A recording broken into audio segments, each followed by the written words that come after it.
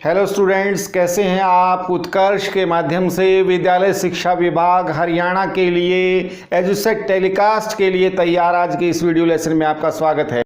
आज हम 8वीं कक्षा के 5वें पाठ कोयला और पेट्रोलियम के बारे में कुछ जानकारियां आपको बताएंगे। प्यारे बच्चों, कोयला और पेट्रोलियम हमारे महत्वपूर्ण संसाधन हैं। संसाधन आपके लिए एक नया शब्द है। संसाधन के बारे में आपको बताऊं, संसाधन किसे कहते हैं। सबसे पहले हम ये जानकारी लेते हैं कि संसाधन किसे कहते हैं। मानव अपने जीवन को सुखपूर्वक जीने के लिए, अपनी सुविधाओं के लिए कुछ पदार्थों का उपयोग करता है, कुछ वस्तुओं का उपयोग करता है, उन्हें संसाधन कहा जाता है। और संसाधन कितने प्रकार के होते हैं। संसाधन कई प्रकार के हो सकते हैं, कई विधियों से इनका वर्गीकरण किया जा सकता है। जैसे एक वर्ग हो सकता है प्राकृतिक संसाधन या मानव निर्मित संसाधन। प्राकृतिक संसाधन भी कुछ हो सकते हैं, हाँ बिल्कुल, जैसे वायु, जल, सूर्य का प्रकाश, खनिज, मृदा आदि। ये ऐसे संसाधन हैं जो प्रकृति हमें देती है, जो ईश्वर हमें देता है। मानव का इनके निर्माण में कोई सहयोग नहीं है। और कुछ संसाधन ऐसे होते हैं जो मनुष्य द्वारा निर्मित होते हैं, जैसे बिजली, हमारे आवास, हमारे विभिन्न उपकरण, टीवी, टेलीफोन आदि। ये मानव निर्मित संसाधन हैं। इसके अतिरिक्त संसाधनों का वर्गीकरण अक्षय संसाधन या क्षयशील संसाधन इस प्रकार से भी किया जा सकता है। जैसा कि नाम से ही प्रतीत होता है, अक्षय संसाधनों से अभिप्राय जिनका क्षय न हो, जो कभी समाप्त न हो, ऐसे संसाधनों को अक्षय संसाधन कहते हैं। जैसे सूर्य का प्रकाश, वायु आदि हमारे अक्षय संसाधन हैं। मृदा हमारी अक्षय संसाधन है। और समाप्त होने वाले संसाधनों में हमारे वन्य जीव जंतु, पेट्रोलियम, कोयला, कोल गैस आदि हमारे समाप्त होने वाले प्रमुख संसाधन हैं। इन्हें क्षयशील या समाप्त होने वाले संसाधन कहा जाता है। इसी प्रकार से संसाधनों के वर्गीकरण का एक तरीका और भी हो सकता है, वह है इनके निर्माण का मूल, यानी ये किस प्रकार के पदार्थों से बने हैं। जैसे जीवाश्मी संसाधन, जैव संसाधन या अजैव संसाधन। जीवाश्मी संसाधन क्या होते हैं, जिनका निर्माण जीव जंतु, पेड़ पौधे, पादपों के अवशेषों से होता है, उन्हें जीवाश्मी संसाधन कहते हैं। जैसे कोयला, पेट्रोलियम, एलपीजी, सीएनजी आदि। और अन्य संसाधन जो बचेंगे, जो जीव जंतु, पेड़ पौधों के अतिरिक्त किसी भी चीज से बनते हैं, जैसे खनिज, मृदा आदि, वो सब अजैव संसाधन हैं। जैसा कि पाठ के शीर्षक से ही पता चलता है, कोयला और पेट्रोलियम। मूल रूप में आज हम इन्हीं विषयों पर चर्चा करने वाले हैं। तो इसमें पहला बिंदु है कोयला। कोयले के बारे में मैंने आपको बताया अभी कि यह एक समाप्त होने वाला क्षयशील संसाधन है और यह जीवाश्मी संसाधन है। जीवाश्मी संसाधन से अभिप्राय यह पेड़ पौधों के अवशेषों की रासायनिक प्रक्रियाओं से प्रकृति में बनता है। यह एक ठोस ईंधन भी है। ईंधन क्या होता है, जो दहन के पश्चात हमें ऊष्मा या ऊर्जा प्रदान करते हैं, उसे ईंधन कहा जाता है। यह मानव जीवन की लगभग 67% ऊर्जा की आवश्यकताओं को पूर्ण करने का महत्वपूर्ण स्रोत है। यह काले रंग का एक ठोस पदार्थ होता है। इसमें कार्बन प्रमुख तत्व होता है, हाइड्रोजन, नमी, वाष्प या अन्य गैस कुछ तत्व होते हैं। कोयले का निर्माण कैसे हुआ, यह भी अपने आप में एक बहुत रोचक कहानी है। प्यारे बच्चों, लाखों साल पहले और लगभग संभावित आयु मानी गई है लगभग 300 मिलियन वर्ष पूर्व, धरती पर चारों ओर घने गहरे जंगल थे। भूकंप, बाढ़, पृथ्वी की भूगर्भीय प्लेटों में हलचल के कारण वो सघन वन पृथ्वी की मिट्टी की परतों के बीच दब गए। और पृथ्वी की मिट्टी की परतों के बीच दबने के कारण एक बहुत लंबे समय तक जब पृथ्वी की सतहों के नीचे गहराई में दबे तो वहाँ वायु की अनुपस्थिति थी। और पृथ्वी की परतों के नीचे तापमान अधिक होता है। अधिक तापमान, बहुत अधिक पृथ्वी की सतहों का दबाव और वायु की अनुपस्थिति, ये तीन प्रमुख घटक हैं। इनको हमें ध्यान रखना है कि लाखों साल पहले पृथ्वी के घने जंगल, पृथ्वी की परतों के अधिक दबाव, अधिक तापमान और वायु की अनुपस्थिति के कारण वो कोयले में परिवर्तित हो गए। और यह प्रक्रिया वैज्ञानिक दृष्टि से कार्बनीकरण कहलाती है, यानी वो कार्बन में परिवर्तित हो गए। इस प्रकार से हमारी पृथ्वी पर कोयले का निर्माण हुआ और पेड़ पौधों से बने होने के कारण ही से जीवाश्म ईंधन कहा जाता है। यह एक बहुत लंबी प्रक्रिया है और इस प्रकार न केवल कोयला अपितु कोयले के सह उत्पाद भी मानव के लिए बहुत उपयोगी हैं। इसके सह उत्पाद में जो नाम आता है कोक कार्बन का लगभग शुद्धतम रूप है, जिसमें 98% होता है।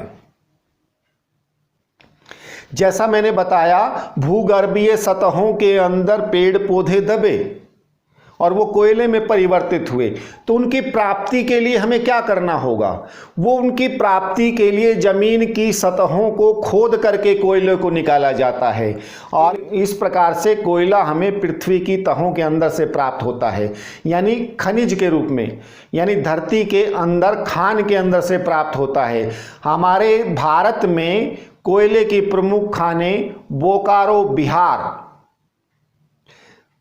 रानीगंज पश्चिम बंगाल में है। भारत के अतिरिक्त कोयले के प्रमुख उत्पादक चीन, ऑस्ट्रेलिया, पोलैंड, जर्मनी, अमेरिका आदि देश हैं। क्या सभी जगह एक जैसा ही कोयला निकलता है? नहीं प्यारे बच्चों, कोयले के विभिन्न प्रकार होते हैं और कोयले की शुद्धता, कोयले की गुणवत्ता के मापन का मानदंड उसके अंदर उपस्थित कार्बन की मात्रा होती है। यानी जिस कोयले के अंदर कार्बन की मात्रा जितनी अधिक उपस्थित होगी वो कोयला उतना अच्छी गुणवत्ता का माना जाता है। कोयले की प्रमुख किस्में पीट एक प्रकार है जिसके अंदर 27% के लगभग कार्बन होता है। उसके बाद लिग्नाइट जिसके अंदर 28% से 35% तक कार्बन की मात्रा होती है। उसके बाद बिटुमिनस के अंदर 87% तक कार्बन की मात्रा हो सकती है। और कोयले की सबसे अच्छी किस्म जो मानी जाती है, यानी जिसमें कार्बन की सर्वाधिक मात्रा होती है, वह है एंथ्रासाइट, जिसके अंदर कार्बन की मात्रा 98% तक हो सकती है। कोक भी कार्बन का इसी प्रकार का एक शुद्धतम रूप है। कोक वास्तव में प्रकृति के अंदर मूल रूप से बहुत कम प्राप्त किया जाता है। कोक को प्राप्त करने के लिए हम कोयले का भंजक आसवन करते हैं। कोयले का भंजक आसवन वास्तव में क्या है? कोयले को हम वायु की अनुपस्थिति में पुनः उच्च ताप पर गर्म करते हैं और वायु की अनुपस्थिति में बहुत अधिक उच्च ताप पर गर्म करने पर क्या होता है, उसके अंदर कुछ वाष्प या गैसों की अन्य मात्रा जो होती है वह वाष्पन के द्वारा निकलती है और उसके हमें कुछ सह उत्पाद प्राप्त होते हैं। कोयले के भंजक आसवन से कोक, कोलतार, कोल गैस हमें प्राप्त होते हैं और ये भी ईंधन के बहुत अच्छे संसाधन हैं और कोल गैस बहुत अच्छा प्रकाश देती है। कोक भी हमारा एक बहुत उत्तम ईंधन है। कोक का प्रयोग धातु निष्कर्षण में अपचायक के रूप में भी किया जाता है। प्यारे बच्चों, 18वीं शताब्दी के अंत तक कोयले का औद्योगिक निष्कर्षण आरंभ हो चुका था, यानी कोयले की खदानें खोजी जा चुकी थी और बड़े पैमाने पर कोयले को निकाला जा रहा था और उपयोग किया जा रहा था। और 19वीं शताब्दी के आरंभ में, यानी 1810 से 1820 ईस्वी तक कोल गैस का उत्पादन भी आरंभ हो चुका था। उस समय बिजली का आविष्कार नहीं हुआ था। पेट्रोलियम उत्पाद भी उस समय तक नहीं खोजे गए थे, इसलिए रोशनी के प्रयोग के लिए संपन्न देशों द्वारा कोल गैस का ही उपयोग किया जाता था। विशेषकर इस अवधि में ब्रिटेन और न्यूयॉर्क की सड़कों पर कोल गैस का प्रयोग किया जाता था, वहाँ पर रोशनी करने के लिए। भंजक आसवन की इस प्रक्रिया में हमें कोलतार जैसा महत्वपूर्ण सह उत्पाद भी प्राप्त होता है। कोलतार, प्यारे बच्चों, आपने देखा होगा पहले सड़क के निर्माण में एक काले रंग का गाढ़ा द्रव प्रयोग किया जाता था, जिसके अंदर से अप्रिय गंध निकलती थी, बहुत चिपचिपा होता था, वह कोलतार था। वह कोयले को गर्म करने पर भंजक आसवन विधि से प्राप्त सह उत्पाद था। उसके अंदर केवल कोई एक पदार्थ नहीं होता, वह लगभग 200 महत्वपूर्ण खनिजों का, पदार्थों का मिश्रण होता है, जिसका बहुत अधिक उपयोग होता है। उसके अत्यधिक उपयोग को देखते ही, इतना महत्वपूर्ण पदार्थ होने के कारण सड़कों के निर्माण में आजकल उसका प्रयोग बंद कर दिया गया है। कोलतार का उपयोग औषधि निर्माण में, पेंट निर्माण में, संश्लेषित रंग बनाने में, विस्फोटक बनाने में, और यहाँ तक कि मौत, नेपथिलीन, कीटों को भगाने के लिए जो नेपथिलीन हमें मिलता है, उसके निर्माण में भी कोलतार का प्रयोग किया जाता है। और कोलतार हमारी इमारतों में, इमारती लकड़ी के संरक्षण में, छतों के अंदर से जल का स्राव रोकने के लिए भी प्रयोग किया जाता है। फोटोग्राफी में भी इसका उपयोग होता है। इतना अत्यधिक उपयोग को देखते हुए ही सड़क निर्माण में इसका प्रयोग बंद करके इसके एक विकल्प पेट्रोलियम उत्पाद बिटुमेन का आजकल रोड निर्माण में प्रयोग किया जा रहा है। प्यारे बच्चों, अभी मैंने जिक्र किया कि कोयले के भंजक आसवन से हमें कोल गैस मिलती है। कोल गैस वास्तव में क्या होता है? यह कोई एक विशेष तत्व या केवल मात्र एक गैस नहीं है, यह विभिन्न गैसों का मिश्रण होती है। इसके अंदर मीथेन, कार्बन मोनोऑक्साइड, हाइड्रोजन आदि गैसें मिली होती हैं, जो इसकी दाह्यता, ज्वलनशीलता में वृद्धि करती है। बच्चों, पेट्रोलियम एक दूसरा प्रमुख संसाधन है जो मानव की मूलभूत आवश्यकताओं की पूर्ति के लिए एक बहुत महत्वपूर्ण पदार्थ है। इस पेट्रोलियम की उपयोगिता को देखते हुए ही इसे काला सोना भी कहा जाता है। यह एक काला, गाढ़ा, चिपचिपा पदार्थ होता है। जैसा कि नाम से ही प्रतीत होता है, पेट्रोलियम, यह दो शब्दों के संयोग से बना है, पेट्रो और ओलियम। और पेट्रो का अभिप्राय होता है चट्टान, और ओलियम का अभिप्राय या अर्थ होता है तेल। इस प्रकार से इसका अर्थ हुआ चट्टानों से निकलने वाला तेल। इसी से इसकी निर्माण प्रक्रिया का आभास भी हो जाता है। प्यारे बच्चों, जिस प्रकार से कोयला पादप अवशेषों के जमीन के नीचे दबने से हुआ, उसी प्रकार से लाखों साल पहले समुद्र के अंदर अनेकों प्रकार के जीव थे। भूगर्भीय हलचलों के कारण वो जीव जंतु पृथ्वी की सतहों के अंदर दब गए, और बहुत अधिक दबाव, बहुत अधिक तापमान और वायु की अनुपस्थिति के कारण रासायनिक क्रियाओं से वो पेट्रोलियम पदार्थों में परिवर्तित हो गए। प्यारे बच्चों, पेट्रोलियम जो पदार्थ है एक लंबी प्राकृतिक प्रक्रिया के कारण बनता है, और यह जल से और चट्टानों से हल्का होता है। इसलिए छिद्रदार चट्टानों से रिस करके यह द्रव उन सतहों से ऊपर आ जाता है। द्रव और वो चट्टानें में नीचे रह जाती हैं। आमतौर पर पेट्रोलियम जहाँ पर पाया जाता है उसके नीचे अपारगम्य चट्टानें होती हैं, उससे नीचे वो रिस नहीं सकता और हल्का होने के कारण ऊपर आता रहता है। और तरल पेट्रोलियम के ऊपर वाष्पन के कारण ऊपर की खाली स्थान पर वाष्पीकरण होकर के वह गैस के रूप में उपस्थित रहता है। प्यारे बच्चों, जिस प्रकार से आप चित्र में देख रहे हैं, धरती की विभिन्न परतों के बीच में नीचे अपारगम्य चट्टानें हैं, उसके ऊपर पेट्रोलियम पदार्थ, उसके ऊपर गैसें। इसके निष्कर्षण के लिए भी विशेष तकनीक अपनाई जाती है, क्योंकि बहुत अधिक गहराई के कारण उसको खींच करके प्रयोग में नहीं लाया जाता। इसके लिए प्रायः समानांतर 2 गहरे लंबे चौड़े छिद्र किए जाते हैं, और उनमें क्योंकि गैसों का दबाव भी अधिक होता है, तो जो गैस वहां पर उपस्थित होती है, गैस एक पाइप से बाहर स्वतः आ जाती है हल्की होने के कारण, और फिर उससे बहुत अधिक वायुदाब मशीनों के द्वारा उत्पन्न किया जाता है, जिससे दूसरे पाइप से पेट्रोलियम निकल आता है। प्यारे बच्चों, जमीन से जो पेट्रोलियम निकलता है वह उसका शुद्ध रूप नहीं होता। उसके अंदर मिट्टी के कण, उसके अंदर जल और अनेक प्रकार की अशुद्धियां होती हैं। उस पेट्रोलियम को शुद्ध करने के लिए एक बड़े संयंत्र का प्रयोग किया जाता है, जिसको पेट्रोलियम रिफाइनरी या परिष्करणी कहा जाता है। परिष्करणी में इस क्रूड ऑयल, इस कच्चे पेट्रोलियम का परिष्कार करके विभिन्न पेट्रो रसायन प्राप्त किए जाते हैं। विभिन्न पेट्रो रसायनों में एलपीजी यानी लिक्विफाइड पेट्रोलियम गैस, पेट्रोल से उत्पन्न ऐसी गैस जिसे द्रवीभूत किया जाता है, संघनित किया जाता है, उसको एलपीजी कहा जाता है, जिसका प्रयोग हम हमारे घरों में ईंधन के रूप में करते हैं।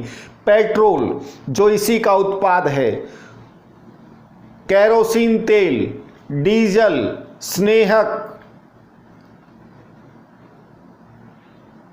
पैराफिन मोम और बिटुमेन, ये कुछ उत्पाद हैं। इसके अतिरिक्त भी अनेकों ऐसे उत्पाद हैं जो हमें पेट्रो रसायन के रूप में प्राप्त होते हैं। पेट्रोल का उपयोग हम हमारे वाहनों में ईंधन के रूप में करते हैं।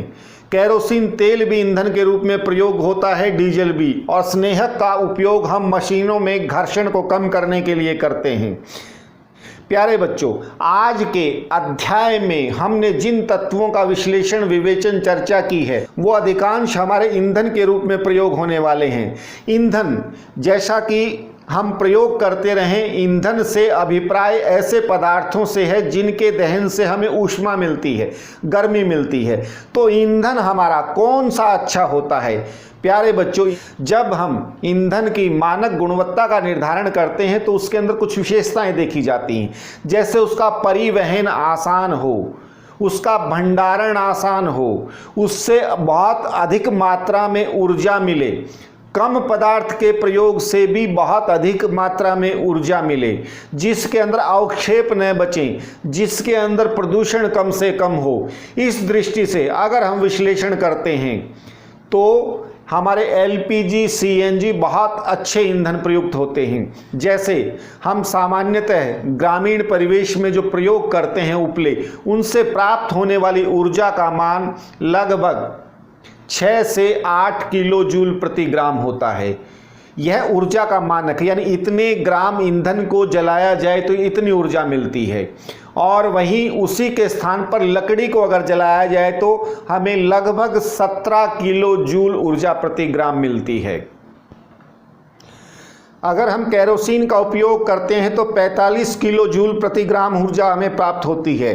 पेट्रोल से हमें 47 किलोग्राम ऊर्जा प्रति ग्राम प्राप्त होती है, और कोयले से हमें 35 से 33 किलो जूल ऊर्जा हमें प्राप्त होती है। इस प्रकार हम देखते हैं कि लकड़ी से लगभग दुगनी ऊर्जा हमें कोयले से प्राप्त होती है। लेकिन प्यारे बच्चों, हमें यह ध्यान देना होगा, हमें कोयले से ऊर्जा अधिक अवश्य मिलती है, लेकिन लगभग 100 किलोग्राम लकड़ी से अगर कोयला प्रकृति में लाखों वर्ष की प्रक्रिया के बाद तैयार होता है तो उसका भार केवल 25 किलोग्राम होता है। हाइड्रोजन को अगर हम ईंधन के रूप में प्रयोग करें तो उससे हमें लगभग 150 किलो जूल ऊर्जा प्रति ग्राम प्राप्त होती है। तो इस प्रकार हमें ध्यान रखना है कि सबसे अधिक ऊर्जा हमें हाइड्रोजन को ईंधन के रूप में प्रयुक्त करने से मिलती है।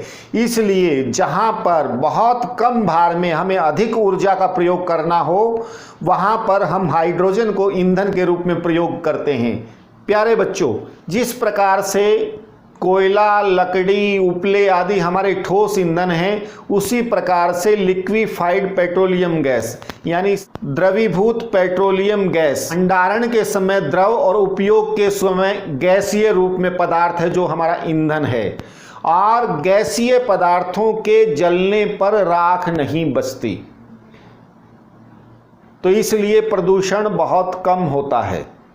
और गैसीय पदार्थों के अंदर पूर्ण दहन होता है, इसलिए गैसीय ईंधन हमेशा अच्छे माने जाते हैं।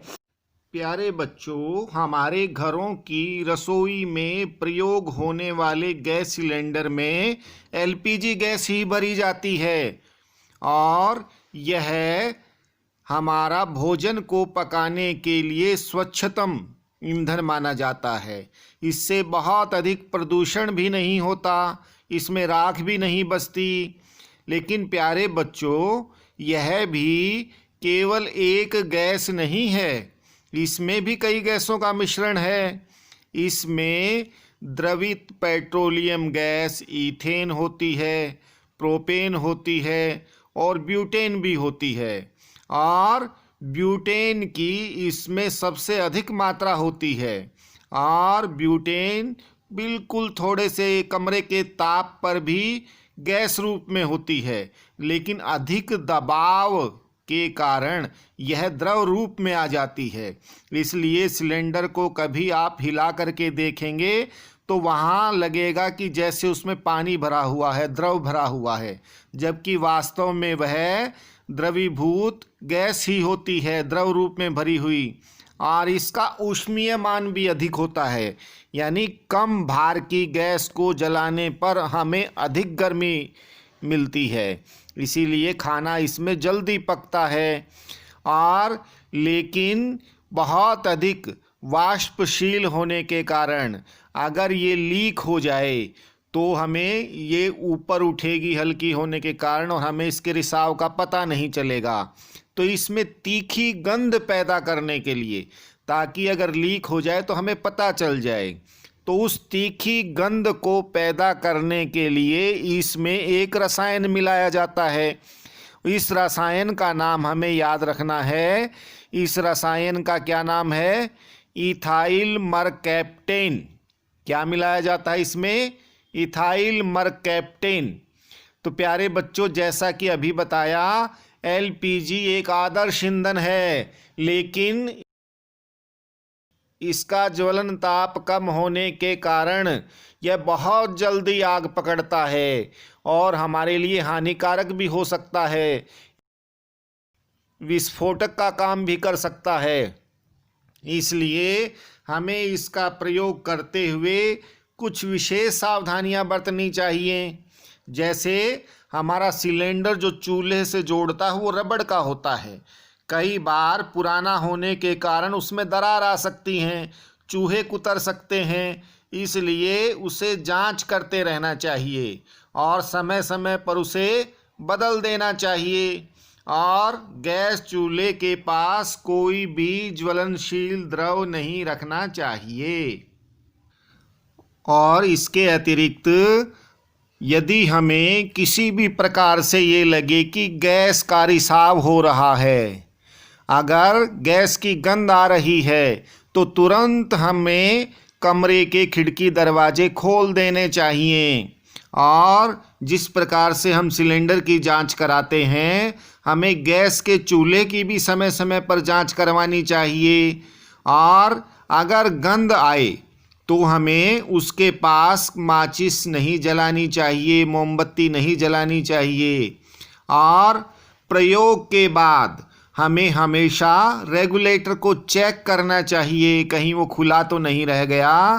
और जब हमें एक सिलेंडर खाली होने पर दूसरा सिलेंडर बदलना हो तो आसपास उस समय भी कोई ज्वाला नहीं होनी चाहिए। और सबसे बड़ी बात, रसोई में काम करते हुए हमें सिंथेटिक कपड़े नहीं पहनने चाहिए, क्योंकि वो बहुत जल्दी आग पकड़ते हैं। प्यारे बच्चों, एलपीजी की तरह से ही आजकल एक और गैस बहुत अधिक प्रयोग में आ रही है, और वह हमारे वाहनों के लिए स्वच्छ ईंधन माना जाता है, उसे सीएनजी कहते हैं, यानी कंप्रेस्ड नेचुरल गैस, संपीड़ित प्राकृतिक गैस। और यह हमारा एक गैसीय ईंधन है। और यह हमने जब पेट्रोलियम के निष्कर्षण के बारे में पढ़ा था तो वहाँ भी इसके बारे में पढ़ा था। यह पृथ्वी के अंदर कार्बनिक पदार्थों के अपघटन से बनती है। यह पेट्रोलियम के साथ पाई जाती है और इसीलिए यह भी एक जीवाश्मी ईंधन है। प्यारे बच्चों, पिछले दिनों आपने प्रदूषण की बहुत चर्चा सुनी होगी। वाहनों के बहुत अधिक प्रयोग से वायु प्रदूषण बहुत अधिक फैल गया था। इसीलिए सरकार ने अनुशंसा की है कि हमारे वाहनों में सीएनजी गैस का प्रयोग किया जाए। सीएनजी गैस वाहनों में जब उपयोग की जाती है तो प्रदूषण की मात्रा बहुत अधिक घट जाती है। इसका प्रयोग हम घरों में भी कर सकते हैं और आजकल तो विद्युत उत्पादन के लिए भी इसका प्रयोग किया जाता है और हमारे खेतों में जो उर्वरक डाली जाती है उसमें भी इसका प्रयोग किया जाता है। इसके अंदर 90% तक मीथेन होती है, वह कुछ अन्य गैसें होती हैं।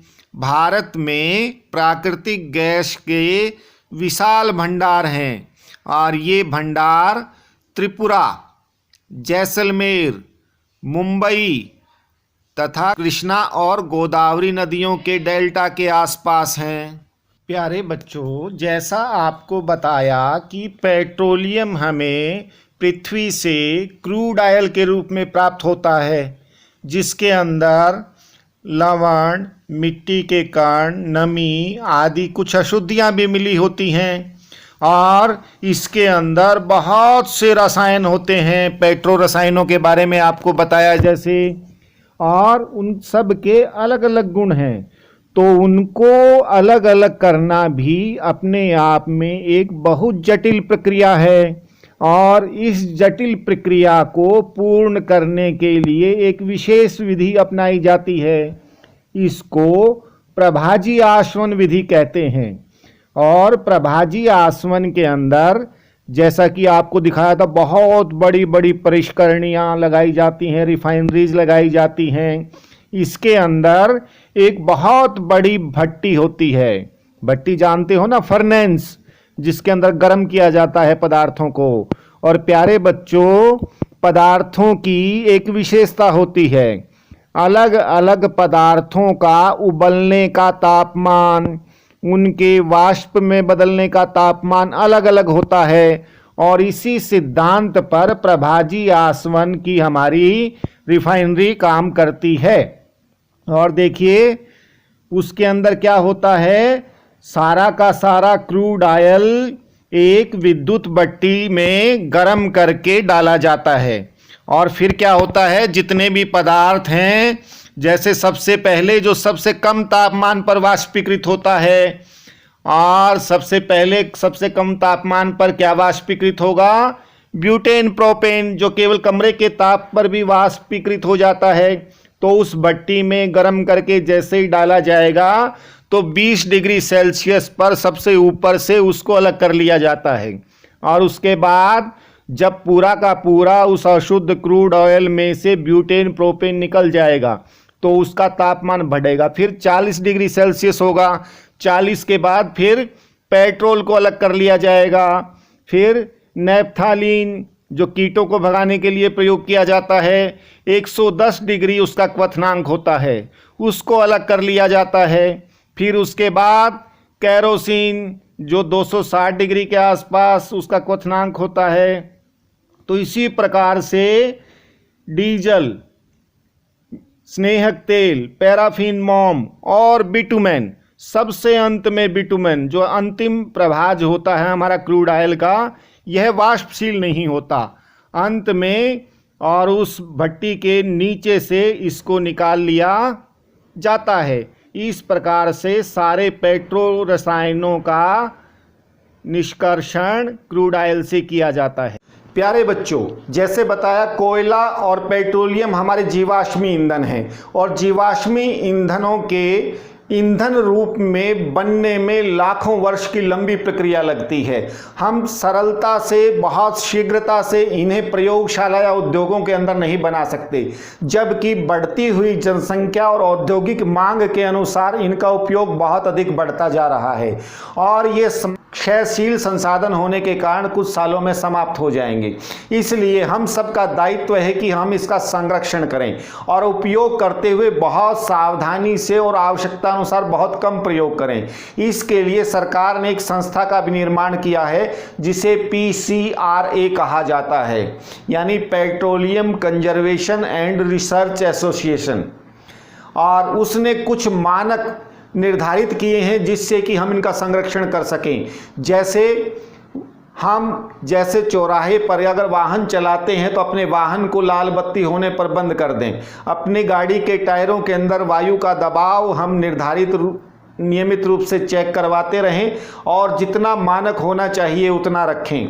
हम घरों के अंदर भी जब हम भोजन पकाते हैं तो पकाने से पहले उन्हें पानी में भिगो करके रखें, जिससे कि केवल कम ईंधन के प्रयोग से ही जल्दी से वो गल जाएं। हमारे आजकल बिजली के निर्माण में भी कोयले का प्रयोग किया जाता है, तो इस कारण से अगर हम बिजली का संरक्षण करते हैं, बचाते हैं, तो भी हमारी ऊर्जा के इन संसाधनों की बचत होती है और हम अपने भविष्य के लिए उन्हें बचा करके रख सकते हैं। ओके स्टूडेंट्स, उम्मीद है आपको यह विषय स्पष्ट हो गया होगा। आपकी पाठ्य पुस्तक में समस्त पाठ्य सामग्री का आप गहनता से अध्ययन करेंगे और इसके अभ्यास के प्रश्नों को खोजने का प्रयत्न करेंगे और अपनी नोटबुक में लिखकर अपने शिक्षक से चेक करवाएंगे। ओके स्टूडेंट्स, मिलते हैं फिर एक नए विषय के साथ। Till then bye.